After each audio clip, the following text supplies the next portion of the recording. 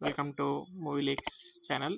కొంచెం లేట్ అయ్యాము, అయినా పర్వాలేదు. 'దురంధర్' అనే సినిమా ఓటీటీలో చూశాను. థియేటర్‌లో మిస్ అయ్యాననే ఒక ఫీలింగ్ ఉండింది గానీ, ఐదర్ ఫ్రెండ్స్ లేదా ఫ్యామిలీ ఎవరో ఒకరు ఉండాలి. ఏదో డిస్కస్ చేసుకోవాలి. సంథింగ్ అట్లా ఉంటది కదా feeling. Coming to the topic, cinema బావుంది. బాలేదు అని చెప్పలేము గానీ, కొంతమంది ఇది బయోపిక్ అది ఇది అంటున్నారండి. బయోపిక్ కాదు, బేస్డ్ ఆన్ ట్రూ ఈవెంట్స్ అంతే. డైరెక్టర్ ఆదిత్య గారే చెప్పేశారు మనకి, బేస్డ్ ఆన్ ట్రూ ఈవెంట్స్ అని. అంటే వాళ్ళందరికీ రిప్రజెంట్ చేసేలాగా ఒక క్యారెక్టర్‌ని తీసుకున్నారు. అంతేగాని ఇది ఎవరి ఇండివిడ్యువల్ స్టోరీ గాని బేస్ చేసి చేయలేదండి. ఇది వాళ్ళే చెప్పారు. ఇది మేము చెప్పట్లేదు. సినిమా బావుంది.